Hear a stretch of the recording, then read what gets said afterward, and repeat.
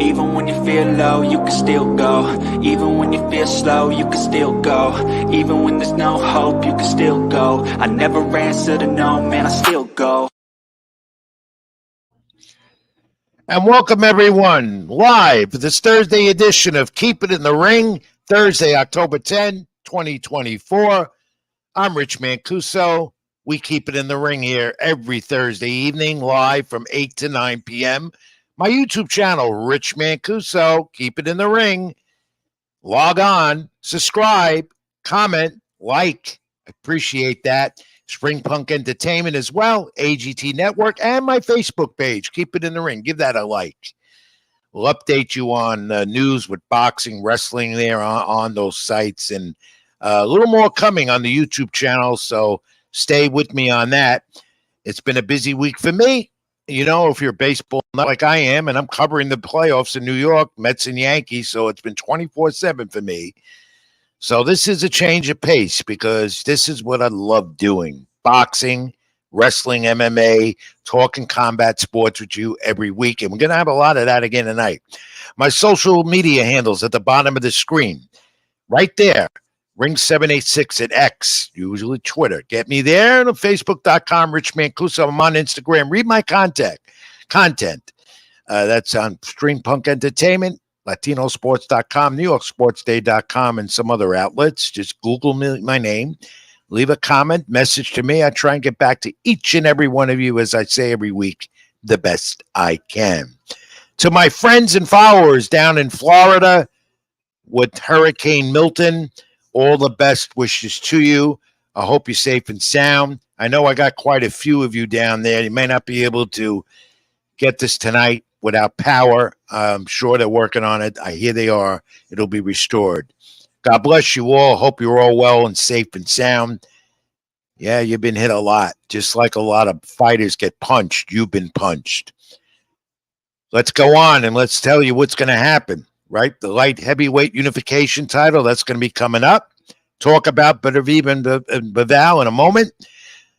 Teofimo Lopez and Terrence Crawford, talk about that. They've been heating it up with their words at each other. Possible fight in the making. Devin Haney, Ryan Garcia talk, as always. We'll have that. More fights being made on the calendar for the fall and going into the winter as we conclude an exciting boxing year of 2024 in December. And, of course, some MMA talk, plenty of that, including news from Conor McGregor. But first, without any further ado, don't forget the fight calendar. If you're interested, it's going to be a slow week coming up. But the fights coming up weeks after, some of them are scrolled at the bottom of your screen if you want to pay attention to that. But this Saturday in Saudi Arabia, we finally have the long-anticipated light heavyweight title fight. And it pits two of the best in boxing, Arturo Beterbiev and Dmitry Bivol. Two Russians, both Russians, and that doesn't matter, does it? They're two great fighters, though. That's what matters. Both in their prime. A fight that's been long anticipated.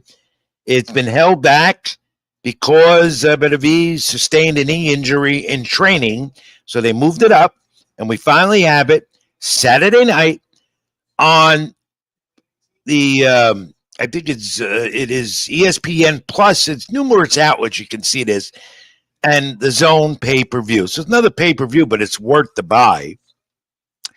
And this is also the first light heavyweight championship unification bout since 2022, way back in this new century era, when Roy Jones had unified fighting belts in the four-belt era. So we do have, though, so many years later, finally, a fight that will determine who the unified light heavyweight champion will be among all the alphabet soup organizations in boxing. And it's going to be a good one, my friends. As I tell you, a lot of the fights that we've had this year, if you've ordered them on pay-per-view, you can't be disappointed. Even if you're getting the major fights that are given you on the streaming networks for your subscription, you have to say they've been pretty damn good. Again, the center of attention for boxing this Saturday night in Saudi Arabia will be in That Saudi Arabia, the kings and princes who are bringing you the fights you want. More fights of mega magnitude such as this one taking place because the kings and princes, as I call them, have the money to do it. And the promoters are drawn to that. So they're going to do the fights there, which takes away a lot what we do over here in the United States. However, if you're a boxing fan, you can't complain. You're not going to complain about this one. You know, Bernaviv comes in, of course, with that power punching ability, 100% among active fighters today towards his power punches and his knockouts. 100%. Whereas Bivol can take a punch and is known as the technician. He's done that. We got to know him much better the last few years because he's been fighting more in the States. Bivol, who I've seen fight many times up front as of late, he can box, he can punch, he has the speed, and he offers the defense. All the magnitudes and attributes of a championship fighter, of which he is. Of course, again, the fight was postponed months ago because Bivol sustained a knee injury. And because of that, you wonder if he will be impaired in this fight. Fighters coming back from an injury like that can adjust and adapt. Some of them can't. Remember, Yuri Foreman had that issue and happened 2009, Yankee Stadium, Bronx, New York. He fought the great Miguel Cotto, the 4-division champion from Puerto Rico at Yankee Stadium. Foreman had a bad knee going into that fight and that fight had to get stopped early because Foreman's knee gave out and Cotto went on and retained his titles. Will this happen to Arturo Beterbiev? We don't know. Time will tell. In the meantime, the tail of the tape, as we like to do the old school way, Dimitri Bivol is 23-0 with 11 knockouts, undefeated. He has knockout ability. He's a technician. Again, defense, footwork, everything, he's got it. The WBA champ right now, and Beterbiev, of course, with the punching ability and the knockout ratio at 100%. He's done well against Callum Smith, against Yarde, against Joe Smith. Viable competition for his titles. He has all the others in the alphabet soup organizations. That's what's got us to this unification belt championship fight in the 4-belt title era. Bivol will jab, as I said. He will move, and his great ring work, meaning he is a technician. A mega fight with Canelo Alvarez at 175 in the light heavyweight division, he dominated. Then again, Canelo Alvarez should have never been in there with Bivol at 175 at a super middleweight champion at 168. And we all know what happened there. Regardless, Dimitri Bivol a few years ago dominated the great Canelo Alvarez at light heavyweight 175. So he's 23-0 Bivol. He's 33 years of age with 12 knockouts, holds the WBA, WBC, IBF, and WBC titles. Beterbiev, undefeated. That's why you like this. 2 undefeated fighters vying for the same thing. All the titles at 175. Beterbiev is 39 years old. He's been around, still in his prime. 20 knockouts. This fight, many say, is a toss-up. I was talking to Tim Bradley about this at Madison Square Garden just about a week or two ago, and he said to me, yeah, you could say it could be a toss-up, knowing in boxing that it can go either way. And if it goes to the 3 judges at ringside, who I call the 3 blind mice, you never know, especially if it's tight and close fight. It will be, because I could see a lot of the action in the center of the ring, especially in the opening few rounds of this fight. I've examined this fight and analyzed it myself, along with some other boxing authorities that I know, and that being trainers, some managers, a few promoters, and fight fans also, many of them, over the past month. And as of today, many, and I say many, are still undecided who's going to win this mega fight. And my friends, it is a mega fight for the sport and a fight that we love to see. We anticipate it, and then it happens. But you hope there's no controversy at the end in Saudi Arabia Saturday night as part of Riyadh season as it continues there. We hope for a good classic battle. Most of all, what we look for, because it's happening, is unification. Something in boxing that doesn't happen often. And when it does, all of a sudden, the titles get ununified again. We saw that early this year with Usyk and Fury. And we've already seen Canelo Alvarez being stripped of his IBF title at 168. And he had all the belts at one time that he deservedly earned. But the sanctioning organizations say you have mandatory defenses, and if you don't do it, we strip your title and you have to take the number one contender that we say is. So you hope if they unify that it stays that way. Regardless, it is boxing unity. The promoters come together here for a mega fight like this in Saudi Arabia. I wish it was in the United States, but again, the money is there overseas, not here. The money comes at the promoters, they want to do it. That being Queensberry, that being Eddie Hearn from Matchroom, who has Bivol, and a few others, including Bob Arum, the Hall of Fame promoter from Top Rank, who has Bert Aviv, and that's why you're seeing some of this action, if you want, on ESPN Plus and pay-per-view if you have the ESPN Top Rank subscription. Promoters are coming together to put on a mega fight to unify a major title in the sport that hasn't happened since Roy Jones in 2002.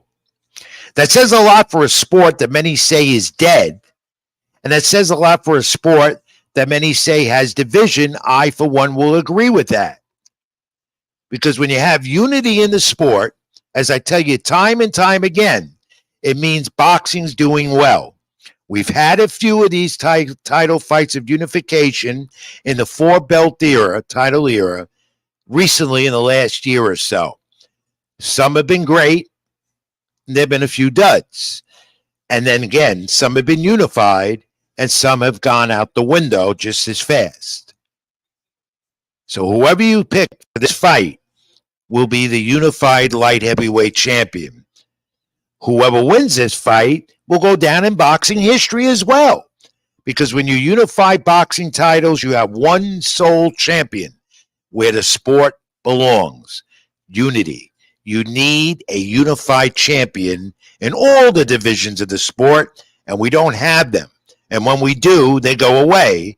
And I'll bring up also another one, Terence Crawford, who unified the welterweight titles of 147 a few years back and dethroned Errol Spence Jr., and those two were pound for pound considered at the time with Canelo Alvarez the best in the sport. And then, of course, Errol Spence Jr. had his unfortunate incidents, nearly lost his life. And then Terence Crawford decides, I'm no longer fighting at 147, giving up this title, that title. The sanctioning organizations go with it, and he jumps to 154 where he's a champion now. So, who's your pick for this mega fight Saturday night? Light heavyweight unification, Dimitri Bivol or Arturo Benavides? I will say it goes the 12-round route. I will say there might be a couple of knockdowns. And in the end, as much as Arturo Benavides punches well and has that tremendous knockout ratio, 100%, the best in the sport, I still think Bivol, the technician, will take this, though I think it's going to be a close one, and that's where we got to look at being careful, my friends. The three blind mice at ringside. How will those three judges see it at the end if indeed, as I say, it goes the 12-round decision route? And by the way, the pay-per-view has a great undercard. Let's run through that real well. Good feature fight and fights underneath before Bivol and Benavides. You got Nielsen, the champion, WBC featherweight women's title, WBA, against Nicholson. Both undefeated against Chapman. It's Chapman against Nicholson.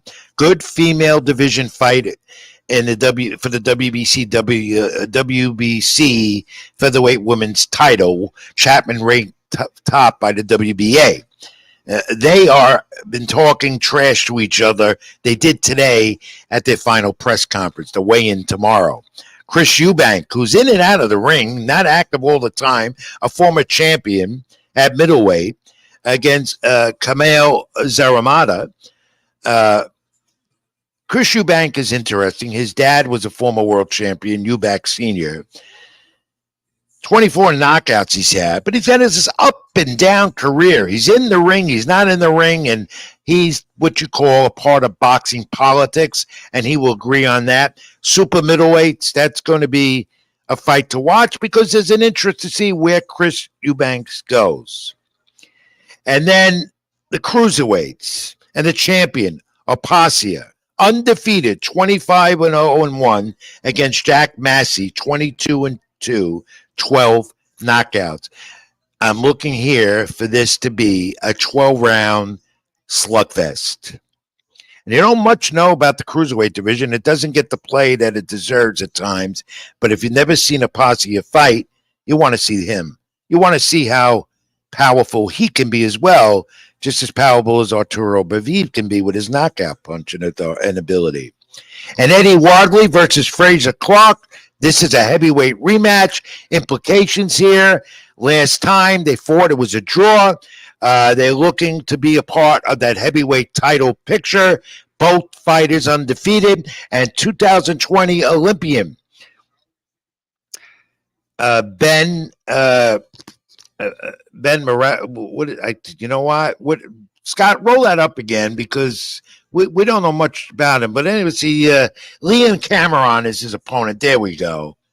That's Shakur Stevenson, by the way, that was up there. So he was supposed to be on this card, but he sustained an injury. It was going to be his second fight on the first under the Matchroom banner with Eddie Hearn. Sustained an injury, so his title defense was pushed back. Yes, there's Jack Massey there, and then Cameron and Whitaker. That's the one I'm talking about. 23-0 is Cameron. You want to see him. My apologies, my friends. My vision is gone tonight. Too much baseball. Got to get back in the boxing swing. All right. So watch if you order the pay-per-view, you're going to see good on the card. Basically, that's what I want to say. Some good fights and a big one, Beterbiev and Bivol for the light heavyweight title. Okay, let's move on and see. There's a lot of news in boxing this week, despite the fact there wasn't much action, including this guy, Gervonta Davis. He'll be back in the ring. Back in the ring again, finally again. You remember Gervonta, Ryan Garcia a few years ago? How Gervonta Davis, many say, pound for pound best. Nick Canelo, maybe Crawford. Gervonta Davis, the exciting young superstar. He continues to try and establish his legacy at a young age. You know, he defends his WBA lightweight title against Lamont Roach.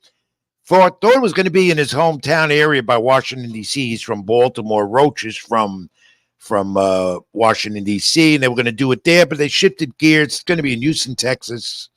Amazon Prime will have it December 14th. Of course, Davis undefeated, 38-0, 28 knockouts, and that he's coming off the win against Frank Martin in June. So we look forward to seeing Gervonta one more time this year, December 14th. And then where does he go as he defends his lightweight title? And does he continue to be known as possibly the best pound for pound in the sport or a top three? Knockout ability, we know what he can do. He comes on strong when he does, starts off slow. Then you start thinking, Gervonta, you don't have it. But, boy, after that fourth, fifth round, you know, Gervonta Davis gets those fists going. Got the power, got the speed, got the footwork, got the defense. Exciting. You know what I'm talking about with Gervonta Davis. All right.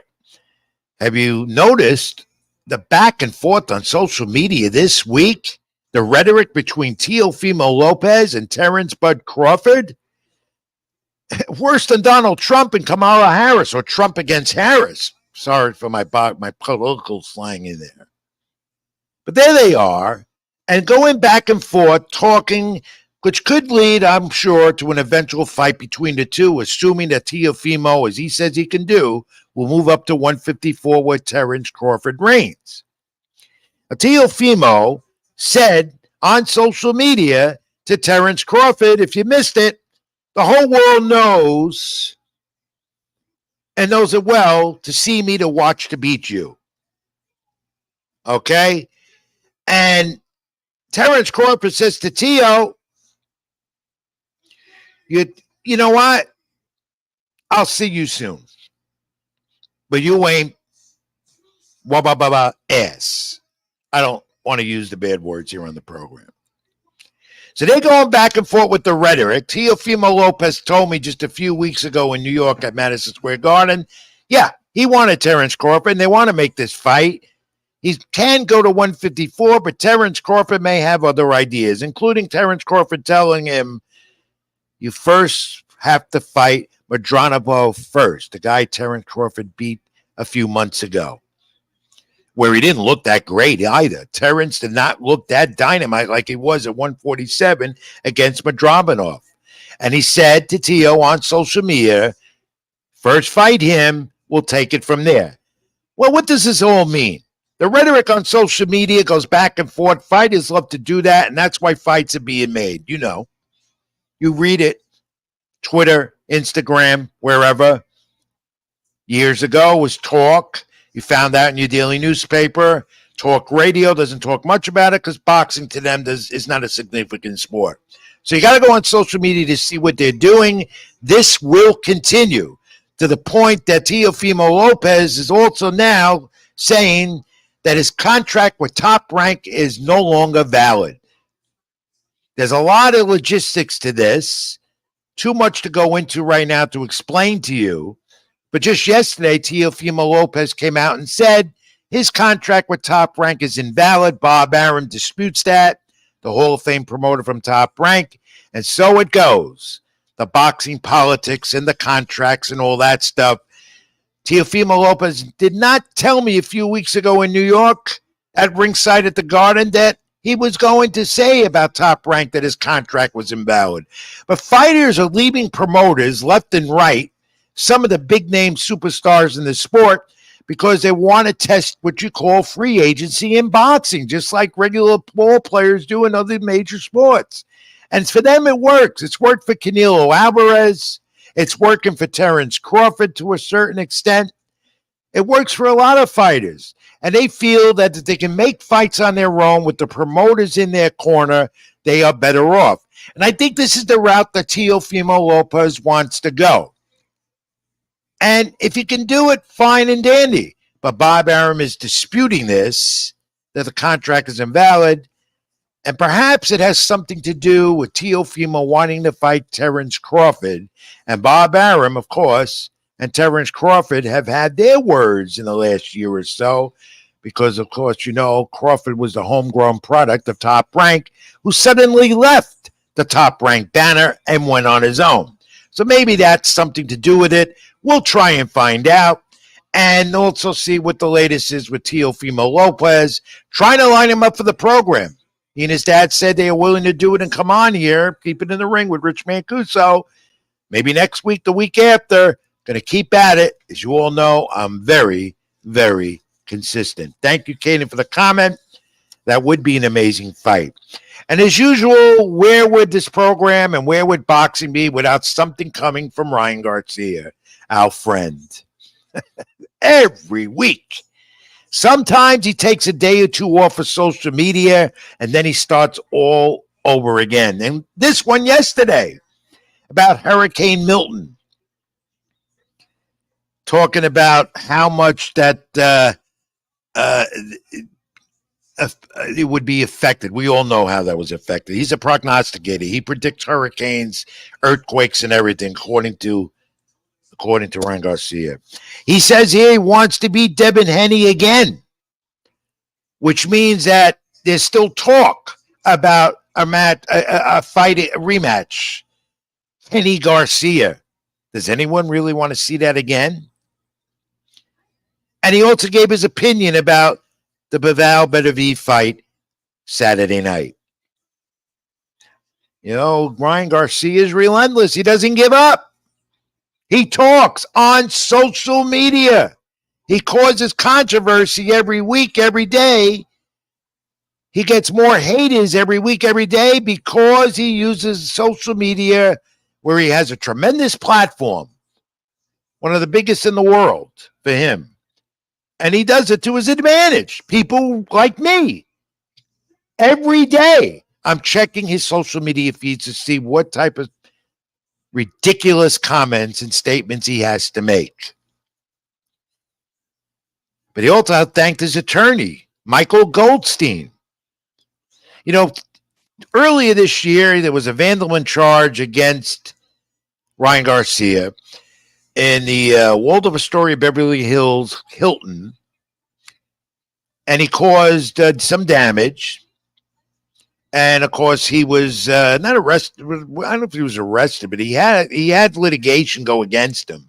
And in court the other day, he was vindicated, and he thanked his attorney, a new man in his corner, Michael Goldstein, who we don't even know. Garcia, his attorney, Goldstein, said that Ryan Garcia continues to work on his health. Yes, we know that. In the meantime, Ryan Garcia and Devin Haney, there is litigation there. Of course, Devin Haney has sued Ryan Garcia for an injustice and a positive PED test from that April 1st fight at Barclays Center in Brooklyn. And he was citing that he was harmed and damaged because of that and could have continued harm. So what does this all mean? Absolutely the same thing I said last week. Ryan Garcia and Devin Haney and Bill Haney, Devin Haney's father, keeps telling Ryan Garcia on social media, on brief videos and in words, if you stay away from the PEDs, you fight a clean fight, we'll do it again. To which Ryan Garcia answers in his own way that he likes to do it sarcastically, not getting a serious answer. However, again, I reiterate, folks, when this happens, based on the controversy of the first fight that ended up in a no contest and Devin Haney still with his title in the lightweight division, 140 junior welterweight, this happens, it means a rematch will be in the works. And I would not doubt that Garcia and Devin Haney will do it again after Garcia's suspension is lifted at the end of March. To be determined, but it continues. All right. Moving on, fight card, big one announced. It's going to happen January 25th in the new year in Las Vegas, probably on Amazon Prime. The undefeated David Morrell, the youngster from Cuba, 11-0, 9 knockouts, 26 years old. And he is on the card. And David Morrell against David Benavidez. Benavidez at 175, finally going to get this fight. Opportunity to get the winner of Bivol and Beterbiev. He would probably be the mandatory. But then you have a great main event. Errol Spence back in the ring against the Sebastian Fundora. Also in the discussion would be Benavidez to getting the winner, maybe of Spence, maybe of that fight, of Fundora, who has a part of the titles of 154. Yes, it's confusing. As a boxing guy myself, and as you as an avid fan are, you got to look up who the champions are in all the divisions. That's why we need unity, what I keep telling you every week. But Fundora looking maybe at Terrence Crawford as well. That's been discussed. But in the meantime, it's going to be a big one on January 25th in the new year. Benavidez against Morrell. Interesting fight. Two different types of styles. But Benavidez, of course, the big puncher. And still says that if Canelo Alvarez is willing to do it, And he'd go down to 168 again to fight Canelo Alvarez, a fight that everyone wants to see, that he wants. We may never get it because right now Benitez has his eyes on the light heavyweight title that will try and unify it on Saturday in Saudi Arabia with Bivol and Berdaviv. So the Ryan Garcia thing again with Bill Hennig, as I said,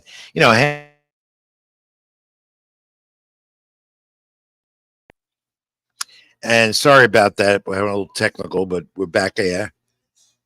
Let's do that fight. That's what he said. Back and forth they go, and that'll keep going. That'll keep going. That's part of boxing. Talk, rhetoric makes fights. And Eddie Hearn is saying if Hennig wins that lawsuit, this was an interesting quote this week. Eddie Hearn said, if Devin Hennig wins that lawsuit against Ryan Garcia, it will be a pivotal moment for the sport. They will lose money if they are caught, meaning the Garcia and Garcia's camp. So Hearn is saying that it would be a pivotal moment because fighters will look at this as a precedent to also do this if they feel they're being cheated or robbed. I credit Eddie Hearn for speaking out, but that doesn't help the sport at all. Then again, neither does Ryan Garcia getting suspended for using PEDs.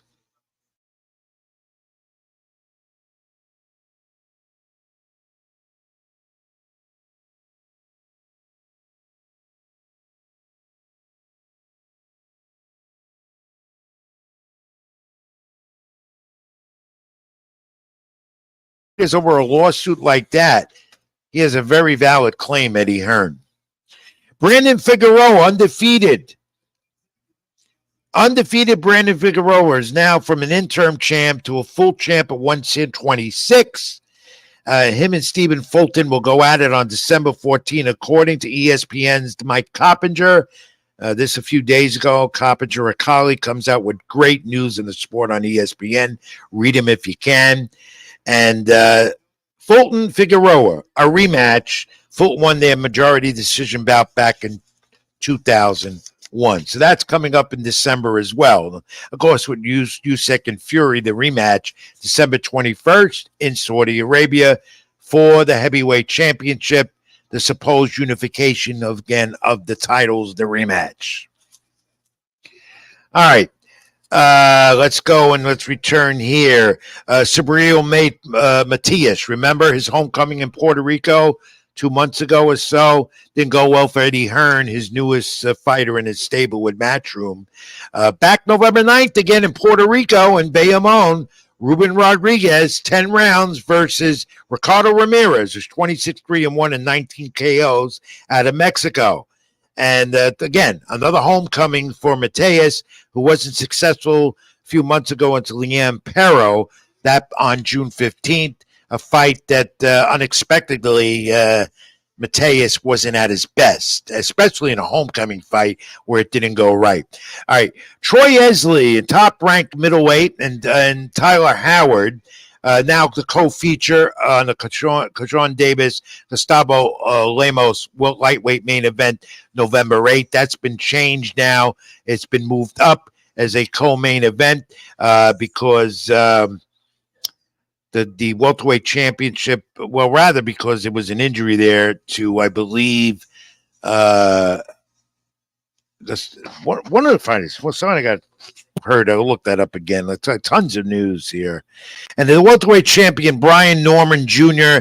and Derek Cuevas postponed. That's what it was, because the fight between Norman Jr. and Derek Cuevas postponed because Norman had a hand injury. So Isley gets a main event status. Nick Ball over the weekend, remember, briefly undefeated, featherweight, 21-0, 12 knockouts, and wins it in Liverpool, England. He retained his title through hard punches, and he dethroned, dropped Rios 3 times, floored him.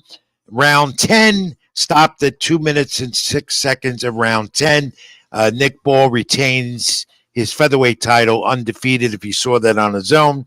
And December 24th in Tokyo, once again on Christmas Eve or Christmas morning here in the States, exciting Japan champion Nakoya Inoue defends his undefeated junior featherweight title versus Sam Goodman, top rank card, ESPN Plus. Now, question again, Inoue is considered one of the top pound-for-pound fighters in the sport, also in that top 5 discussion with everyone else, and yet fighting again in Japan where the money is for him. Top rank, and Bob Arum say he's coming to the States after that fight as soon as maybe March or April in the new year. Let's certainly hope so, because you got to get to see him. If you haven't seen him, it's because he fights always at 2, 3 in the morning here in the United States, or fights in Japan, and doesn't get the notoriety that he certainly deserves. And again, who's going to watch this fight, even if you're a loyal fight fan, on Christmas Eve, Christmas morning in the United States? Makes no sense at all. I remember a few years ago, Vito Micheletti and the New Jersey kid, undefeated welterweight, coming up real quick, fought on Christmas Day, Prudential Center in Newark, New Jersey. And they didn't draw a great crowd. That was expected. And they didn't draw very many people on TV. You don't do a fight on Christmas Day. I'm sorry. Though people say the NBA, the NHL, and everyone else, even the NFL now does their league. They do their competition. They have games on Christmas Day and do well. But boxing that needs exposure, Christmas Eve, Christmas Day, no way. Moving to the UFC briefly, Alex Pereira, Kalali Roundtree Jr. Pereira with the devastating knockout. There's a lot of history with Pereira, as a heavyweight. 3rd weight class, that's what he wants. Body punches to Roundtree, retains his light heavyweight title and championship. Scott, if we have an image of that, put it up. Got to look at Alex Pereira in the UFC MMA continues to make history. 4th straight stoppage. All 3 judges had him winning this fight. UFC 307 in Salt Lake City, Utah. 3rd title defense in 176 days for Pereira. Had one in April, had one in June. Doing what pro fighters don't do. 3 times a year. Reminds many of the great Ronda Rousey, who did that often in the female division of UFC MMA. Quite interesting what Alex Pereira is doing. What's next for him? John Jones? He wants to be a heavyweight champ now in the UFC and make history. 3 fights this year. He's active. He's going to do it. He'll make more money. Why not?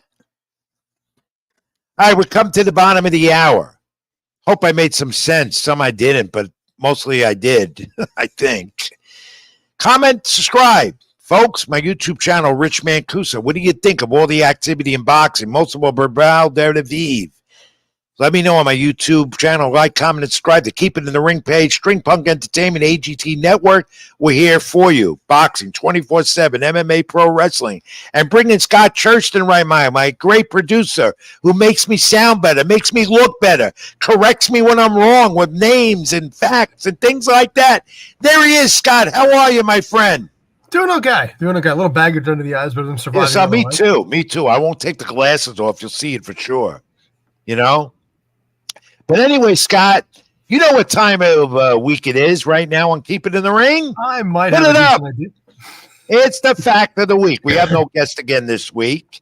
But that's okay, because you are going to once again try and get the fact of the week from Rich Mancuso. In the UFC it is. It's a UFC fact. It's not trivia. UFC weight classes in 1997 inducted the first weight divisions. Now, today, the fact here in the UFC, cruiserweight, super middleweight, super lightweight, strawweight, and super heavyweight still not exist for them, those divisions. However, in 1997, they introduced their first weight divisions. Can you tell me what 2 divisions they introduced first? What, 1997? 1997. This is fact, not trivia. The very first 2, I would say, would probably be heavyweight and middleweight would be my first thoughts. Well, you got heavyweight. You got one of them. I think, You well, you didn't know what it is? Heavyweight obviously makes sense. But then I also figured, go a little bit more, drop it down to something reasonable. So heavyweight, I mean, I don't know. They're going the opposite direction, go like, say, flyweight. Almost. You're close. Strawweight would be the only, You're close. featherweight, I guess, maybe. No, well, you're in that range, lightweight. All right. All if right. I keep going, I would have probably gotten it. But the weights in the UFC, if I'm understanding this right, because some say I'm still a novice with it, I broadcast some of those fights, as you know, not on a big magnitude, but still UFC, MMA stuff. Lightweight, middleweight, heavyweight, except for heavyweight, are different than the boxing weights. 135 is lightweight in boxing. I think in UFC it might be a little heavier or lighter than that. If anyone knows and can clarify that for me, let me know in the comments section. I'd like to know. But you were close, Scott. You're trying to get closer and closer to it because you're doing your homework and your research, my friend. Yeah, I'm trying. Getting better. Little by little, though. But I'm nervous every single time, so. No, you shouldn't be. You shouldn't be nervous when I'm around. Never. I don't want nobody nervous around me. Okay, Scott, thanks, my friend. Brings us to the close of Fact of the Week this week and a quick first break. Keep it in the ring. I'm Rich Mancuso. When we come back, tons of pro wrestling news. WWE, do a lot going on there. AEW getting ready for Wrestle Dream this Saturday, another pay-per-view event for Tony Khan and AEW. Discuss that and more. You're watching Keep It in the Ring here live on my YouTube channel with Rich Mancuso, the AGT Network, String Punk Entertainment. Now Keep It in the Ring page. Stay with us. Back in a moment, my friends. Even when you feel low, you can still go. Even when you feel slow, you can still go. Even when there's no hope, you can still go. I never answer to no, man, I still go.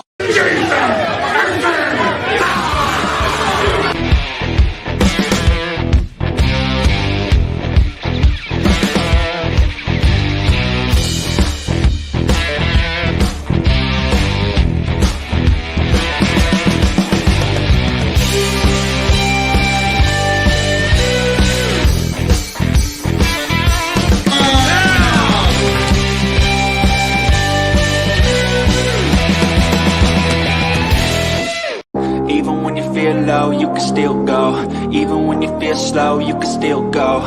Even when there's no hope, you can still go. I never answer to no, man, I still go. I always do this. Pandemonium, of course. Pay attention. We'll run it every week up until the next show in April that was postponed. That was supposed to happen a month ago. Happy to report Desiree is doing much better. Jason Knight is fine.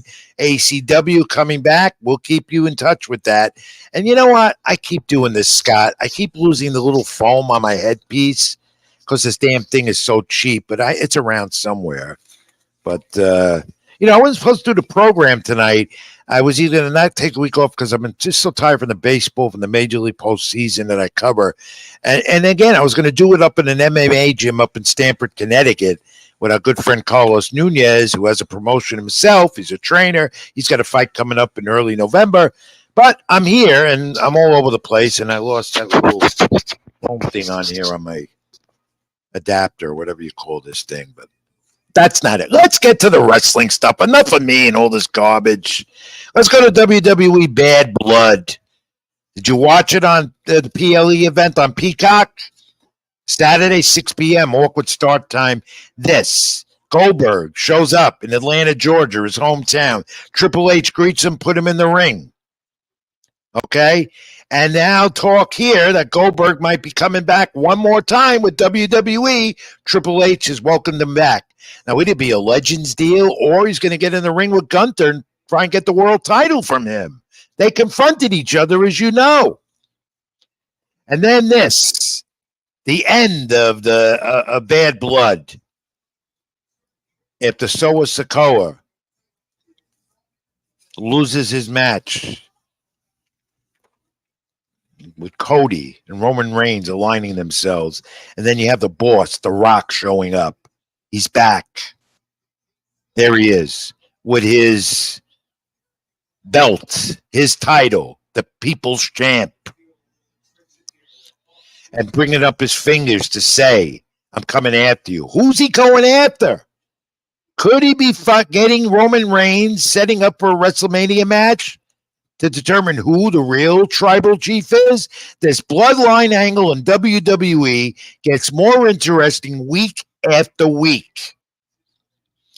Where does The Rock stand on this, the boss? After Cody and Reigns defeated Sikoa and Jacob Fatu, the bloodline family continues to grow with all types of rumors coming out of Bad Blood as we go into Crown Jewel in Saudi Arabia soon, and then War Games Survivor Series, where there will be, no doubt, war games between the two rival factions of the bloodline. But who's going to be a part of Roman Reigns' bloodline?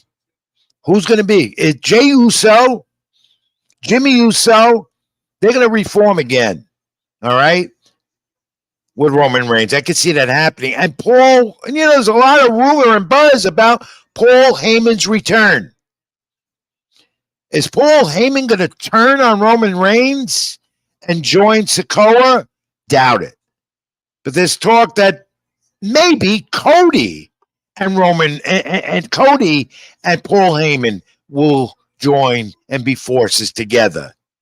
Who knows? There's so much going on. And a lot, again, of this is Paul Heyman's idea. He keeps coming up with more significant and compelling storylines with the bloodline in WWE. Triple H has developed the new Crown Jewel Championship. That's another thing to look at, a Crown Jewel. And the two champions will fight it out and determine a new Crown Jewel champion. How about that? And there's a lot of talk here that Gunther and Cody will vie for that title. Nia Jax, she successfully defended a title against Bayley at Bad Blood. And, Tiffany is still in this mix with the briefcase. And Nia Jax has her eyes on her. You can see something brewing there, my friends. And then you had CM Punk and McIntyre. Now, Punk is going to take some time off. Yeah, he was injured. So was McIntyre. He had about 12 staples put in his head. A bloody Hell in a Cell match. One that I don't think, one of the top 3 in WWE history with Hell in a Cell with these two. And Punk there really, really beat up. In fact, the oxygen angle at the end, when he left the ring and he had to be attended with oxygen. Well, some say it was a work. I've heard that he really needed the oxygen from good sources that I still have in the wrestling industry. But CM Punk is battered up a bit. He's not leaving despite rumors you have heard again. He's just beat up a little bit, going to take a couple of weeks off, maybe even a month, and possibly get into a feud with Seth freaking Rollins. All right? And that was a gruesome, brutal match in a Hell in a Cell, and a good one on the WWE PLE event Bad Blood over the weekend. Does Seth freaking Rollins have his eye on Bronson Reed? He's back, Rollins, and I think that's going to be the plan. Rollins and Reed develop into more of a feud, but CM Punk eventually going to have Seth Rollins and settle their differences in a big WrestleMania match next April in Las Vegas. The Wyatt Six, they've been conspicuous by their absence, but don't be fooled, because The Miz and Damian Cross are their next targets. Of course, The Miz turned on R-Truth, which is going to develop into something at one of the PLE events coming up soon. It may not be Crown Jewel, maybe Survivor Series War Games, or waits to early in the new year, but they're going to be feuding. They already have. They already had a match, dark match, that wasn't seen on TV. What did you think of Raw going to 2 hours? 2 hours instead of 3. I kind of like it. They got everything in that they needed, and I'm tired of 3 hours of Raw, which will revert back to 3 hours starting in January with their new Netflix mega billion deal.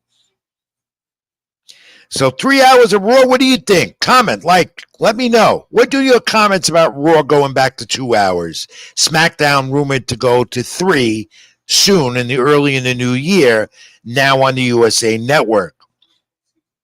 Okay, and going back also about Rhea Ripley and her PL, at Bad Blood, we see Raquel Rodriguez back in the action.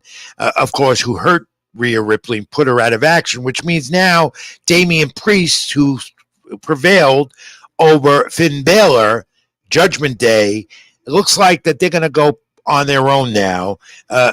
It looks like Damian Priest is going to get rid of Judgment Day. Those guys are going to be doing what they want to do. He's going to do what he wants to do, concentrate on himself. At least that's what I'm hearing. Rhea Ripley and Raquel Rodriguez is the reason. She's back in there. And she's going to be going after Rhea Ripley and take her out for good. Again, WWE is interesting. It's compelling.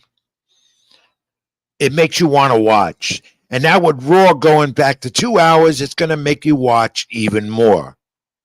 And I thought Bad Blood overall got a B+ for me. I didn't see major things wrong with it. You have 5 matches in total instead of getting 10 that AEW likes to do. And it went rapidly with storylines developing towards Crown Jewel and the Survivor Series War Games matches that will be coming up. Again, the Bloodline is the story in WWE more than Judgment Day right now. Though that interesting match, Scott put it up to see Dominic Dirty Dom Mysterio in the shark cage above the ring, who finally, as I said, somehow or another would play a role in that match. There he was with Ripley and Liv Morgan. And that feud might be coming to an end now, or Morgan still involved, holding the women's title because Raquel Rodriguez. And look at Dirty Dom in the Shark Tank. Don't you like that? Wouldn't you love to see Dirty Dom in that Shark Tank all the time? He'd been there before as a youngster when he was young Dom, and his father Ray and the late Eddie Guerrero, if you remember years back in the early 2000, and they fought for his custody as a kid. He was up in the Shark Tank as a little kid. So they say he's claustrophobic. He's having a lot of fun there. What do you think? Braun Breaker and beats Eddie Kingston. Kobe Kingston. Eddie Kingston on the rebound with AEW is going to be back soon. There is so much, as I said, excitement and great storylines that Triple H and Creative have done with WWE, and it's going to continue towards the end of this year, going into next, leading up to the Royal Rumble and, again, WrestleMania mid-April in Las Vegas, Nevada, 2 nights. That's the only thing I don't like. PLEs going, the main events going 2 nights instead of 1. Going to be doing it with SummerSlam next year, and of course WrestleMania, the Royal Rumble is only going to stay to 1 night, as I know. But I don't like that idea. I like WrestleMania 2 nights because that's their big extravaganza. All the other PLE events that are on their calendar, 1 night is good enough for me. All right, now AEW briefly. The new media rights deal, but their ratings, they were Time Warner, as again, great media rights deal that Tony Khan bragged about again, proudly, I must say, on his conference call with the media, wrestling media just yesterday, leading up to WrestleDream this Saturday. Quickly, again, another AEW pay-per-view event. Too many of them. That's why they have to go to a network type of deal like WWE, whether it be Max that does it or someone else. They say it's in the works. They're going to get that done, and they're going to continue to do pay-per-views. Fans are not going to keep paying this extravagant amount of money out of their pocket to watch AEW every month. When like WWE, Peacock, $5 a month, $7 a month, you get your money's worth, and you're not going out of your pocket for pay-per-view expenses. WrestleDream is going to be interesting Saturday. This is the new event, 2nd year in a row. Tony Khan put it together, of course. There's a lot of talk that Shane McMahon's going to show up here and might have an impact in the Bryan Danielson, John Moxley AEW title match. We haven't heard much from Shane since he's been seen with Tony Khan in public. A lot of talk he's going to be working with AEW. Then there's a lot of talk that Shane McMahon's going to form his own promotion with his dad, Vince McMahon, who's got all these legal problems, as you know. We'll see. But Sheriff Strickland is returning, the former champion, and will he join forces with MVP that wants him in a new Hurt syndicated business that they have, along with Shelton Benjamin? Look for maybe that happening on Saturday. What else? I see that the Acclaimed against the MXM Collection. I always love watching the Acclaim and Anthony Bowens and Caster. Mark Briscoe versus Chris Jericho with the King Bill, and that's with a side for the Ring of Honor Championship.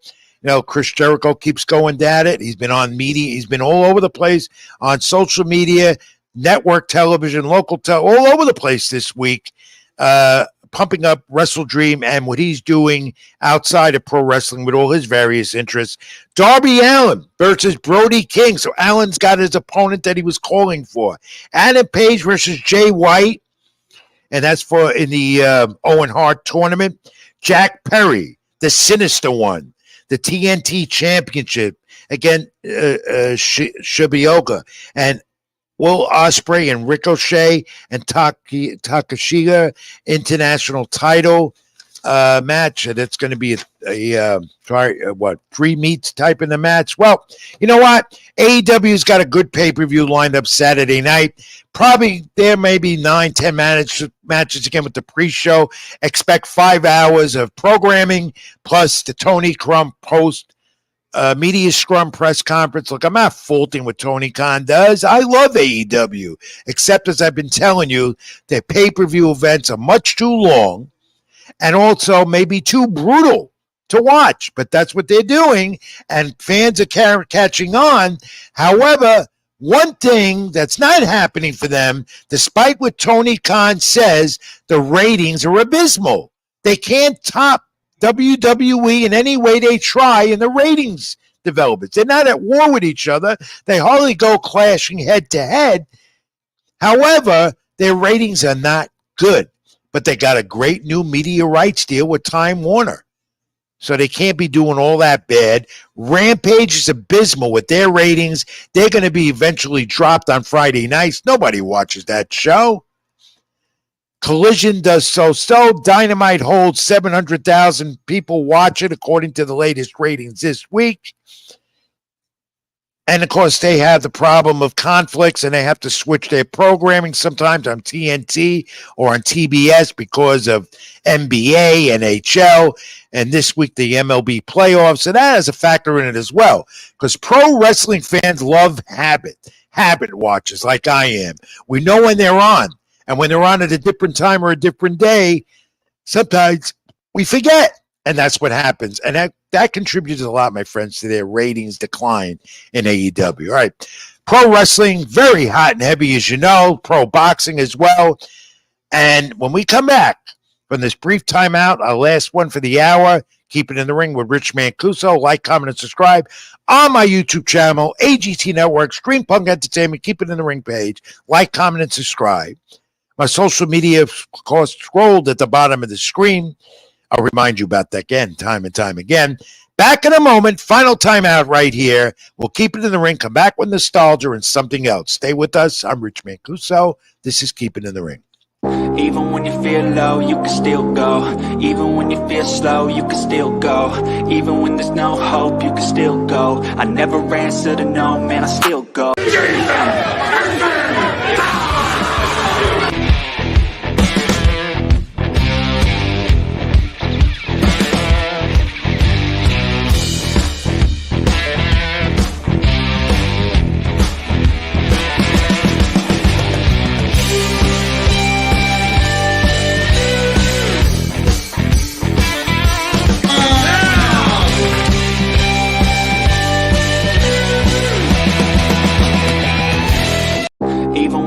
Low, you can still go. Even when you feel slow, you can still go.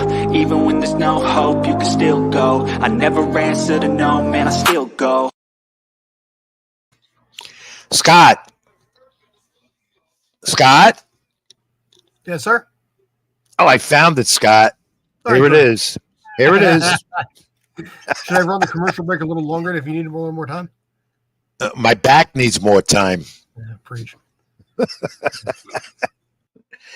Thank you, my buddy. Great job as always. A great producer, Spring Punk Entertainment, Scott Churston. All right. Nostalgia time, my friends. We do it every week. We go back in the past. October 13th, 1939. This guy, Henry Armstrong, second round knockout of Howard Scott in Minneapolis, retaining the world welterweight title. Armstrong's second title defense in 4 days. Yes. 5 title defenses that month. They did that back then. They fought maybe sometimes 5-6 times a year. How about that in boxing history? And October 14th, 1949, Edward Charles knocked out Pat Valentine in the 8th round. National Boxing Association heavyweight title bout. Back then, they had a title like that too. National Boxing Association heavyweight title. You know, they have an NABF title in boxing among the alphabet soup organizations. Well, maybe that's where that originated from. They just gave it another letter of alphabet soup. So that was a heavyweight title bout in San Francisco at the Cow Palace before 19,950 fans. That fight with Edward Charles, a great one, and Pat Valentine, another great one. Over 19,000 fans. But do you know what ticket prices were back then to go to a fight like that? No more than $5. Can you imagine that?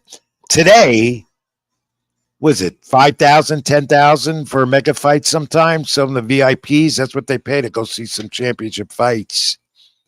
Especially the kings and princes in Saudi Arabia who love putting on championship fights with all their money, as you'll see with Breval and Beterbiev this Saturday night. All right, and finally, we close Keep It in Ring this week, as always, with some other brief notes. And this one I thought caught interest today of Mike Tyson, and there's Conor McGregor together. How about that? Two of the biggest superstars in combat sport over the years. Tyson, the former undefeated heavyweight champ. No, not undefeated. Lost to Buster Douglas, you know. Conor McGregor, who I will tell you in a moment, says he's coming back. But they were together just yesterday promoting a new energy drink called LFGO Energy Punches.